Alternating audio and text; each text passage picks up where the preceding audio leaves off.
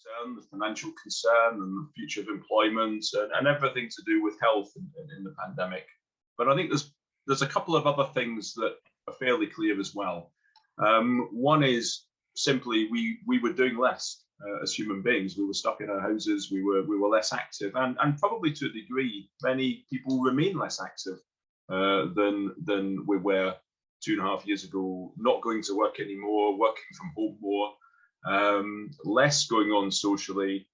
So we were more sedentary, and so less exercise, less activity is more likely to make it harder to sleep at night.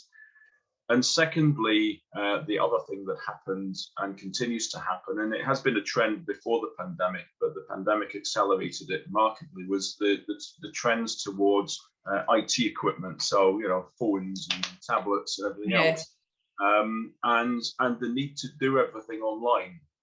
And that has had, I think, a number of links that impact on sleep. One is the exposure to the light, the blue light that's given off by the machines generally, particularly if we're using them late in the evening. Collapse of work-life boundaries for many people. That we have been using these things later on, and possibly using them socially as well later on. And secondly, IT equipment tends to promote multitasking and juggling things to a greater degree than we did when we were going from meeting to meeting and dealing with people face to face. And multitasking does tend to link into our brain becoming overactive. And a lot of people reporting that they're kind of waking up in the night and their brain's buzzing, that sort of thing, is perhaps a kind of symptom of that. So I think it's had a couple of specific impacts in addition to the wider concerns about health. People sending emails at inappropriate times. So that there's a whole work-related issue that has impacted in that area.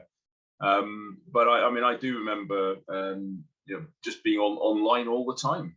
Even socially, you were Zooming friends at night, and it's almost like everything went on to those sort of platforms as well. Whereas previously you might have made a phone call to somebody, weren't making a phone call to them, you were going online. It's very clear that the brain associates blue light instinctively with sunrise, daylight, blue sky, being alert. So it's no surprise that we're struggling to sleep after that. Yeah.